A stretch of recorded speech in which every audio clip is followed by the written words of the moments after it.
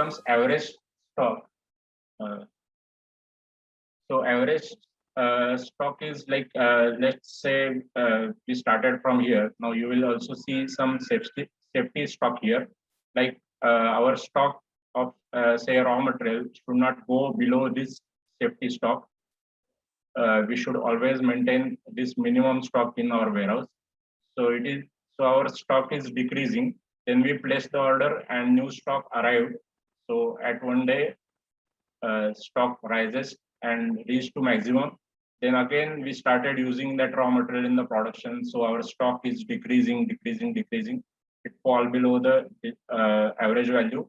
Again, at this point, our new stock arrived. So it rises from this point to this point. And again, we are using it for the production and stock is decreasing. So this is the average stock we are maintaining basically. So average of all these values is this line. And always we should try to minimize this average stock. So how we can minimize this average stock is by minimizing delivery quantity. So like if we keep on working with the suppliers and try to minimize the order quantity, like we can place more number of orders, but order quantity if we can minimize, then our average stock will go down, and then our cost associated with the inventory management will go down. So this average stock we want to minimize, we want to take down, and it can be taken down by minimizing delivery quantity. Now let's talk about just-in-time management. Holding an inventory shows that we don't have control on inventory. Like if we are storing any material for longer time, for weeks and weeks, then that shows that we don't have proper control system in place.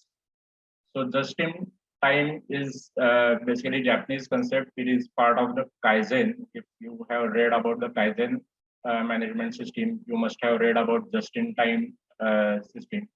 So just in time is an outcome. Okay, sorry. It's outcome from other techniques, and it's not a technique of its own. So other things they work to give just-in-time system. So like if you are just starting a batch of production and your raw material just arrived and you started using in that batch, so that is called as just-in-time. So you practically don't need a warehouse for raw material storage, because raw material is arriving at your facility and immediately you are using it in the production batch. So that is called as just-in-time. So theoretically it looks good, but practically it may not be always possible that you procure this same quantity that is required for the production and it arrived just at the time of production and you start processing. It generally do not happen. So typically, because there is minimum order quantity, there is say I am procuring pectin, then I have to buy a batch of 25 kg of pectin. I cannot just buy 1 kg, 2 kg, etc. So that's why some material will always sit in our warehouse, but we should try to minimize that. And what are the factors associated, or what are the key points here?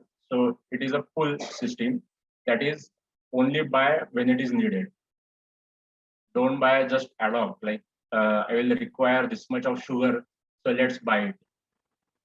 Just buy the items when they are needed. Then that means if supplier is ready to give just 1 kg of sugar, then buy just 1 kg. Just don't buy in bulk because it is available at cheaper rate. Try to minimize the minimum order quantity, and so that's why so if one item supplier is ready to give, then just buy one item. Just don't buy in bulk. So that's called as one. Then flow, that means balance of movement throughout the supply chain. Whatever is the required for the orders that we have to fulfill, just buy and balance out the requirement as per the orders. So raw material required, packaging material required, etc., etc. Just balance between outgoing items, that is sales item, and purchases. Then simplicity, that means operating controls should be simple and visible. So that's the beauty of Japanese management, like the simple and make people responsible is basically the Kaizen. So it should be simple so that operators can easily implement it, and it should be visible also. Like people should understand how these control systems are working. Then only they will be implemented properly. And quality, that means high reliability of the supply should be there. Like I said, if supplier is not reliable, then you can just discontinue that and shift to reliable supplier. If when supplier said I will deliver in 2 days, he should deliver in 2 days. 2 days should not result in 5 days. So supplier should be reliable. Then only you can work with just in time, because you are calculating the lead times based on the reliability of the supplier. If supplier don't adhere with his words, then you cannot maintain that supply chain properly, and your entire planning will go waste. So you should have reliable suppliers, reliable vendors, reliable customers, etc. Then only this just-in-time management system will work properly. And so JIT is basically applied to class A because most of the cost is associated with class A. Our 80% of the turnover is coming from the class A, and that's why this system is typically applied where it is most beneficial, which is class A items. So this aims for tight inventory control.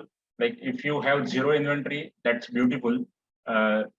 So minimizing the inventory, and you can minimize the inventory only when you have tight control over the inventory. Like you have tight control over supply, you have tight control over production, and tight control over dispatch. Then only you can apply this system. Effective process planning and plan design. Your entire process should be very effectively planned and designed such that you can manage the flow of the material well throughout your factory. Workforce motivation. So, like I said, Japanese management, they involve all people from all the levels, and they motivate people in all levels of management, or even starting from workers to management level. So if they are motivated, then only they will work hard for proper systems and continuous improvement. We should always aim for cost reduction. That's the main thing we are working for. Logistic planning should be good.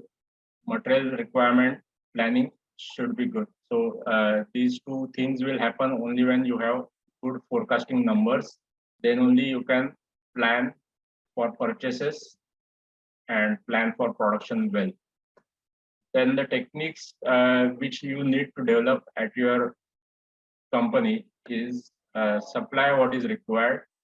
So don't just flood the market with unnecessary supplies. So what required, that material only should be supplied, and supply the quality required. So whatever quality is needed, adhere to that quality always. You should not go down on the quality just because you have higher quantity to produce. Then reduce lead times for purchases. So if we can reduce the lead time, then only we can manage it properly, and then only just in time can be implemented properly. Then organize effectiveness. It will happen only when workforce from all the levels are involved in management and use all the expertise available. So these are the techniques that need to be implemented in order to implement just-in-time management. So this is just comparison, like conventional versus JIT. Like satisfied conventional, they are satisfied with the status quo. Like जैसे थे उसमें बैठे रहो. So they are satisfied with जैसे थे situation, but just in time is continuous improvement. So it's a part of Kaizen tools, as I said. So Kaizen, the word itself says continuous improvement. So if you are in just continuously in one phase only, then you are not progressing. You have to continuously keep on improving yourself. Then lead time is fixed traditionally, and here we always try to work with vendors to minimize the lead time. Product range is a sales issue. So product range, if any product is not selling, that's not an issue of other company. It's just issue of the sales team. That is the traditional way. But here, product range is the inventory issue. So if anything is not selling, then it's an inventory issue, and entire company should work around that. If that is not selling enough, then you can discontinue that. Like, if your maintenance cost or inventory cost is more than the sales, then although on paper you are saying the profit in producing and selling that line, but if it is not giving enough revenue for maintaining the inventory, then better to discontinue that. So sales is not just, so product range is not the sales issue, it's entire inventory issue. In management provide methods, so top management only provide methods, and lower management will just implement. And here operators are responsible for the practices. So at each stage, people are made responsible, they are trained, and then only they will participate in betterment of the inventory system or entire company basically. And stock, in case of customer demand will decide the stock, and here purchases are done to meet the demand rate. So whatever is the outgoing rate, that should be the incoming rate, so that you will have minimum inventory. So the purchase is dependent on the demand rate. Convenient. So basically it is a push system. So you have the production rate, and you will just keep on producing the items, and then you will try to push the items in the market, because now you don't have enough space in your warehouse to store that, and then you will push the items in the market. But on the other hand, JIT is not the push system, but it is pull system. So produce as per the demand is the main thing. So if there is a demand for say 100 units, then produce 100 units only. Don't produce 1000 units and then try to push it in the market. So organically try to grow the business, and that's why it is a pull system. So most of the points we have already discussed, like the Kaizen tools, they should be implemented in order to implement JIT system, like product quality, product process efficiency, information systems, information from many teams to the inventory controller has to be passed on, and all those things. Let's see how we have cost saving with JIT, like stock cover. If we have stock for 52 weeks, then inventory investment is say this much, like 2,50,000.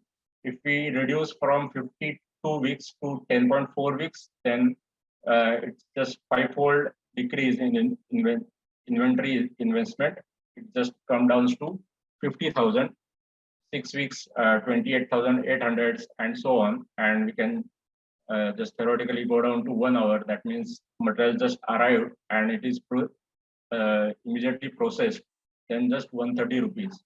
So from 2,50,000 rupees, we can just come down to 1,000 rupees or 130 rupees just by decreasing the stock in hand. So stock cover, if we can decrease, then just in time is like this, 1 hour or 1 day kind of thing. So material just arrived and immediately processed.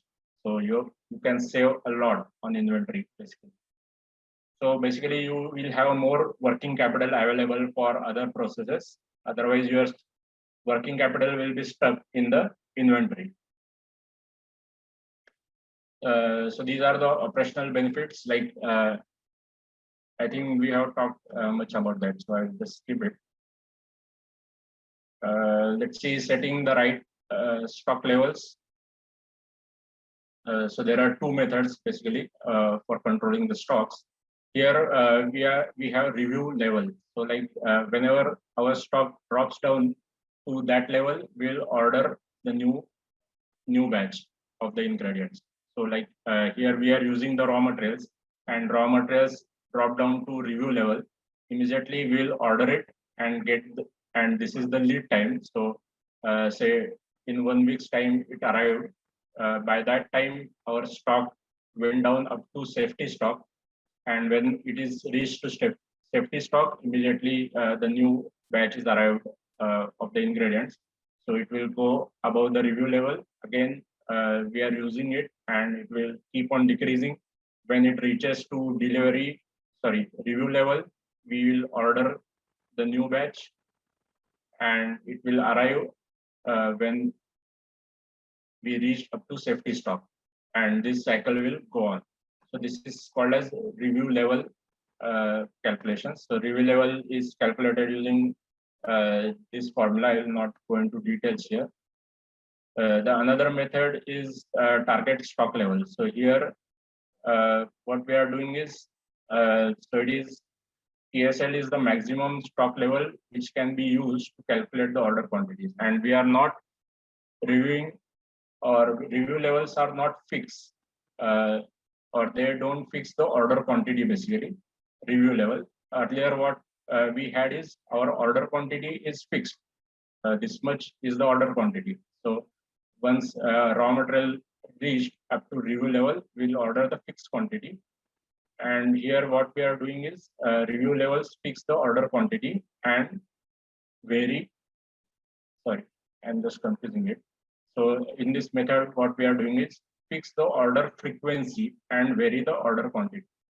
So instead of having fixed order quantity, we'll order after fixed time interval, and we'll vary the order quantities. So here we can, it will be more clear. So this is the frequency of the order, and at that frequency, suppose on every Monday we are taking the stock and ordering the new batch, then on Monday we ordered it. This is the lead time. So we are using the stock. It reached the safety stock, new batch is arrived, and it is replenished and came back here. Still in use, it goes on decreasing. But on Monday we take the review, and whatever is required, we ordered it. So it didn't reach the safety stock, but it is replenished. Sometimes it went below the safety stock also, but we are reviewing after fixed time interval. So here time interval is kept fixed, and here review level is kept fixed.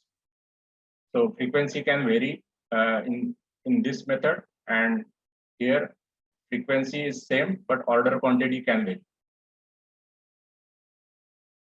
Okay, then ordering. So these are the order types, like one-off orders.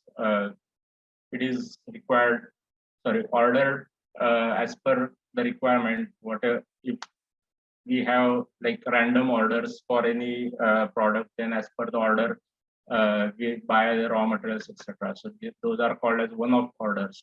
No fixed order quantity, no fixed order pattern, etc. So that is typically capital purchase. Then bulk purchase, basically regularly required raw material, they are purchased in bulk. Then annual contracts are done for typically required items like say sugar, salt, starch. Suppose these are the typically required items, then you do annual contracts to assure you get the constant supply and constant ingredient cost as well.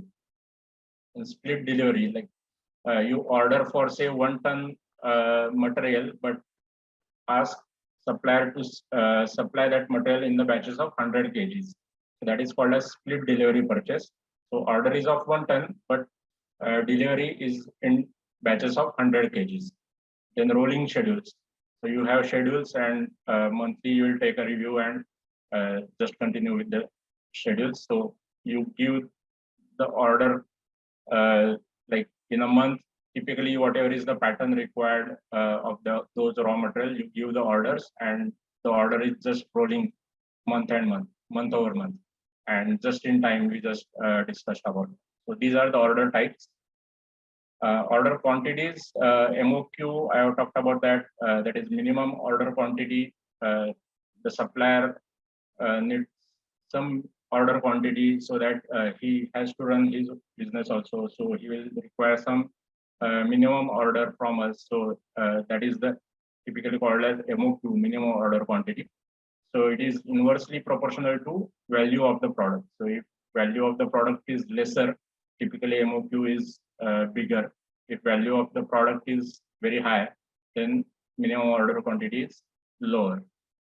And we have another terminology called as economic order quantity. So it is function of demand rate, cost of production, and lead time.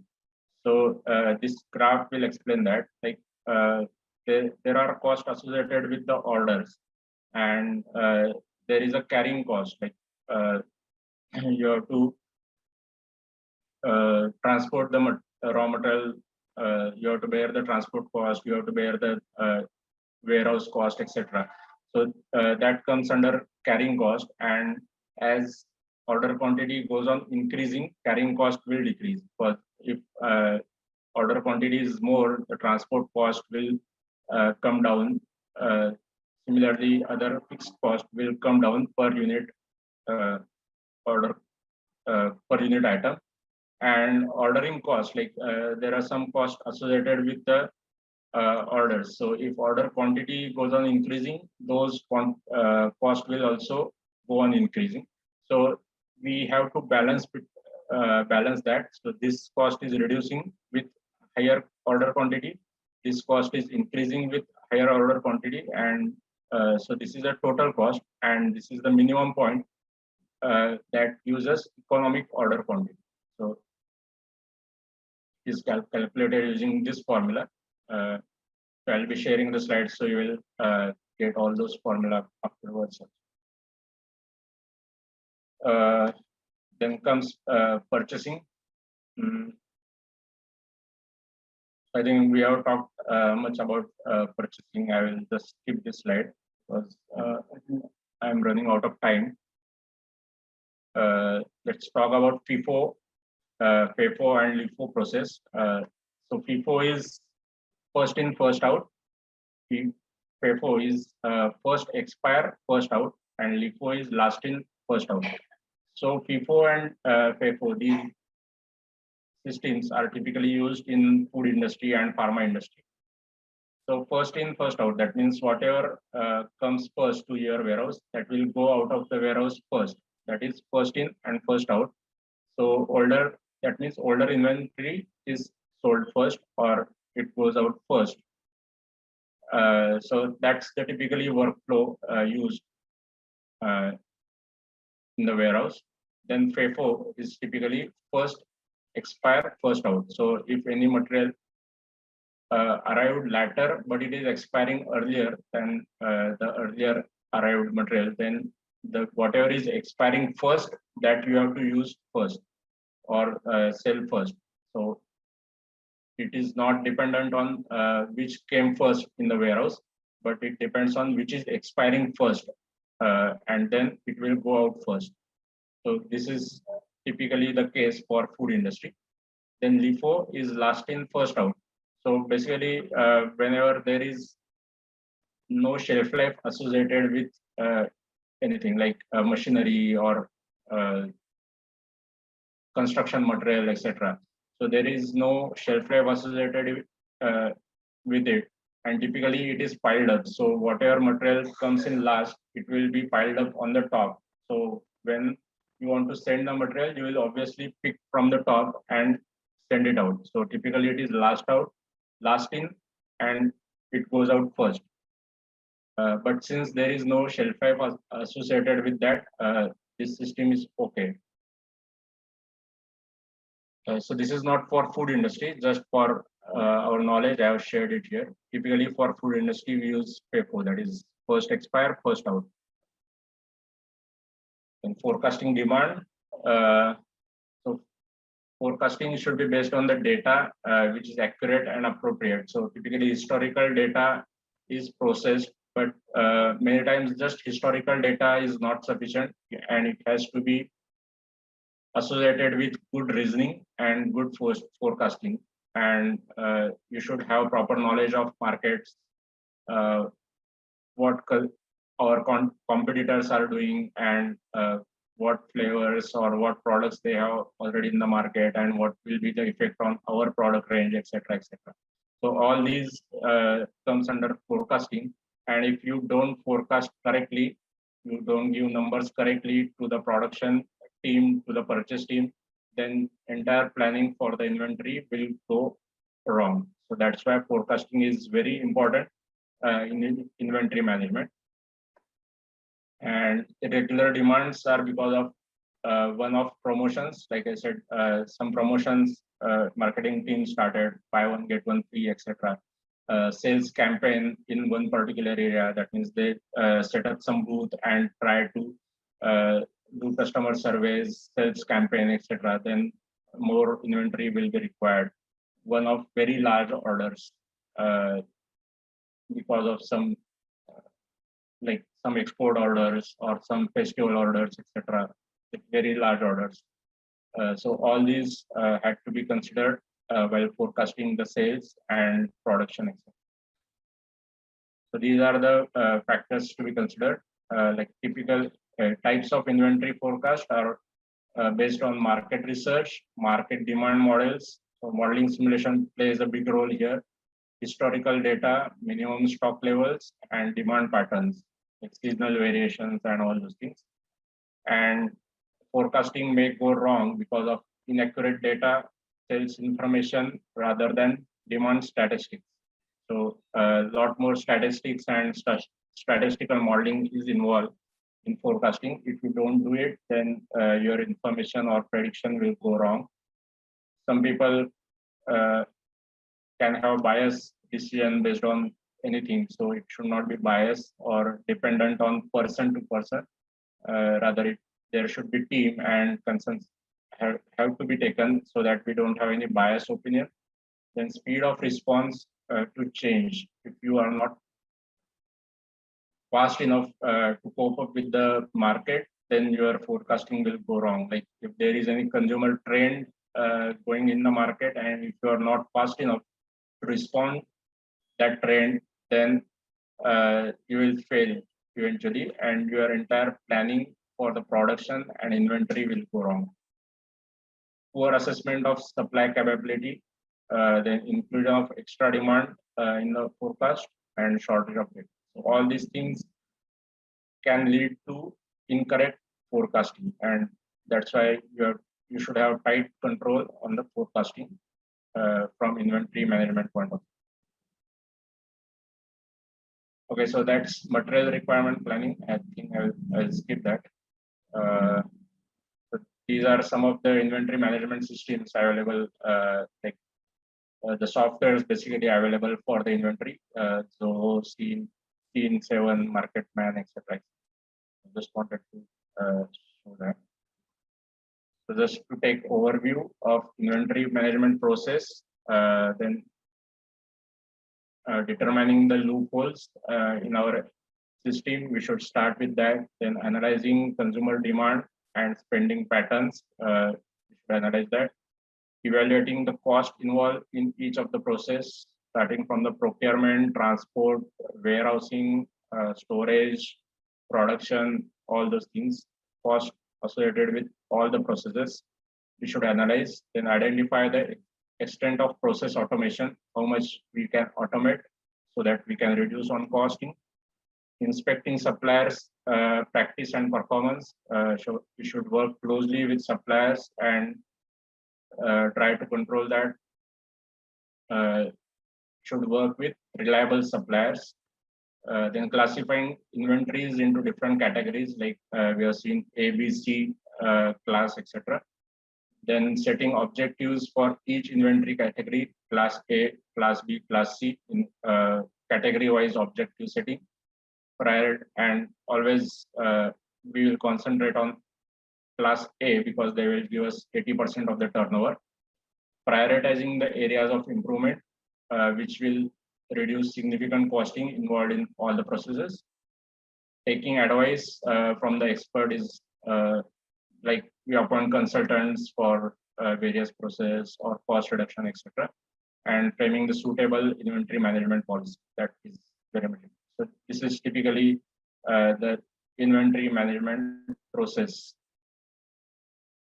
So the key takeaways in this session are so better traceability is very much important, and inventory management system will give us better traceability. Otherwise, it will be hard to trace what and where happened and where it went wrong.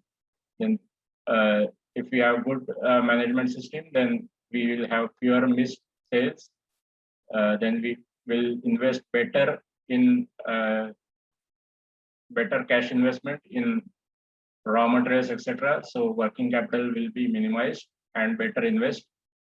Early for problem detection, if we have good statistics available, good forecast available, etc., then we can detect the problem earlier. Our customers will be happier, then easy to reorder. Frequently, we'll need to reorder the raw materials, packaging material, etc. So if we have good numbers in hand about the inventory, then it will be easy to reorder and will optimize the cost. So this is the very important. Thank you very much for listening carefully, and we can take some questions. Dear participants, please ask your queries or raise your hand. One second, Dr. Dhruv Joel, sir. Sorry. Hello, hello, sir. Yes. Hello. Yes, go ahead. Sir. Hello. Hello. Hello, sir. Yes, tell me. Sir, you discussed that when the R&D department changes the composition of any product. Mm-hmm. So how to manage that thing, that if a product or the raw material has been procured and then that is not that cannot be returned to the supplier, or that, so how to manage that thing? Right. So any change is not instantaneous. When in R&D some project is started, and if it is at R&D stage that will replace ingredient A with ingredient B, then we can inform this with the purchase team that sooner or later we are going to discontinue this ingredient A, so don't stock it much in the inventory. So Okay. just whatever is the required for current production, just buy that, because sooner we'll be replacing that with ingredient B. So purchase team will start looking for who is supplier for ingredient B, etc., or whether the supplier of ingredient A only can supply ingredient B. Then that's an easy shift basically. So at early R&D stage only, we should inform it. We should keep sales and purchase team in the loop that we are going to make this change in near future, so that they can plan it accordingly. Okay. Same is the Thank you, case sir. with the packaging material also. Like we should take into consideration what is the packaging material already in the stock, and when we want to implement the change accordingly, packaging team can plan their purchases for the packaging material. Yes, sir. Okay. Thank you, sir. Sir, one question from in chat box from Hemant Ruknawar. So what is the role of GST in inventory management? GST, there is not much role of GST in inventory management, because that's part of the finance team, and inventory is not dependent on any taxation basically. Inventory is purely dependent on demand and supply. Okay. Then, sir, another question from Kiran, sir. What about the application status of softwares in the inventory management? So nowadays, medium-sized companies or large companies, entire system is software-based only, and typically you might have seen the barcodes, use of barcodes.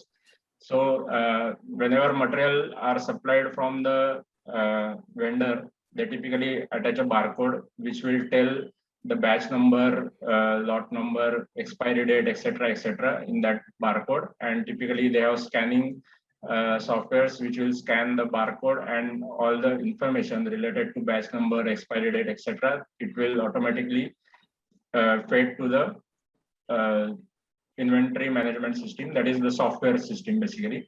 And also typically in bigger companies, the weighing scales are also attached to these softwares, and whenever you weigh the ingredient on the weigh scale, typically you scan the barcode so that the software will pick up the information regarding that that ingredient. Then on the weigh scale, how much you weigh the material, it will automatically take that value, and accordingly stock keeping will be done. So all these systems are software controlled basically in bigger companies. Okay. Then participant, please ask your queries or raise your hand.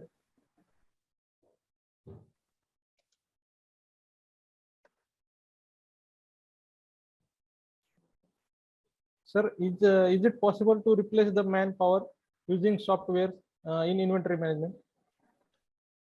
To some extent, yes, because typically if you have hundreds of items to manage, then that's not possible with manual stock keeping and manual register keeping or maintaining the sheets, etc. So the software plays important role, and you cannot basically employ 100 people to maintain the stock, because still there will be manual errors. So softwares always play important role, and there is no replacement basically for software or for manpower. Okay. Kiran sir, you want to ask anything?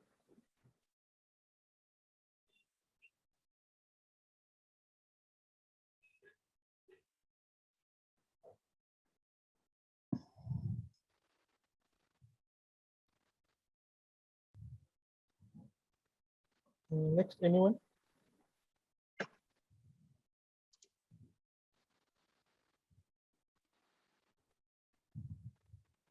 In Nitin sir. Nitin Thakkar, sir. Yeah, they raised hand. Yeah, thank you, Sagarji, for an elaborate session on this inventory management. Thank you. I have a basic question. Hmm. At what stage do you think this has to be incorporated, like say for a small business? I mean, after you have already a production, it has to be pre-production planning as well. Correct.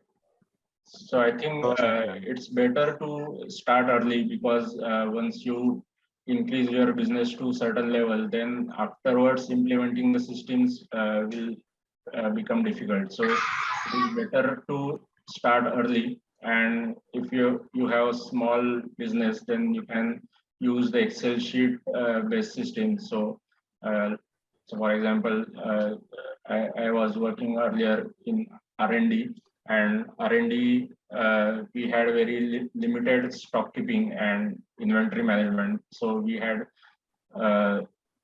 set up a Excel based inventory management system, which also worked well. So there is no need basically that every time you invest in very sophisticated softwares or expensive softwares, etc., the simple systems can also be set up, and start with simple systems, and then you can go on complicating the things.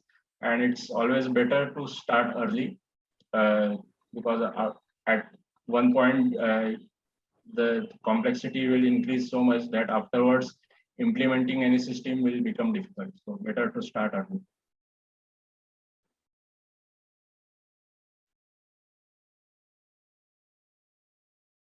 Thank you. Thank you. Thank you. Thank you. Okay. Then next.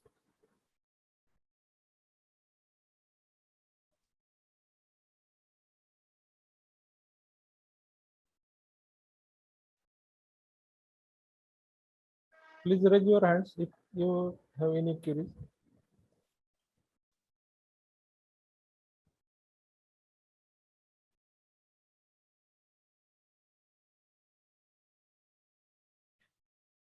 Okay, then over to Chetan sir. Very good evening to Sagar sir and our respected sir. Yes, Sagar sir, a very beautiful and very designed presentation, sir. We are very happy to receive such a knowledge, such hour of knowledge, and hopefully we can implement these things, sir. Your explanation as well as your examples are very to the ground, sir. We really appreciate your effort, sir, and hopefully more or less we will continue with you in future too, sir. So Sure. by here, I will be very thankful from our team, NAHEP team, sir. You did very well, sir, and hopefully it will serve us, sir, in future. Thank you, sir. Thank you. Yeah, Thank you. over to sir again. Thank you one and all. There is one announcement. Please participant, please on your videos for the taking a snapshot. Everyone, please on your videos.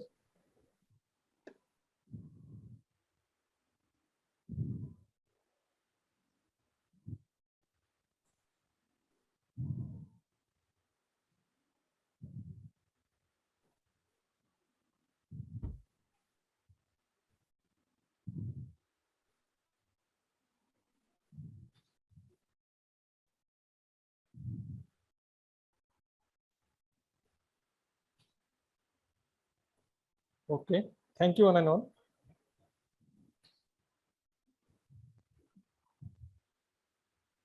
Thank you, Sagar sir. Thank you. Have a good day. Have a good day, sir. Okay. Thank you. Thank you.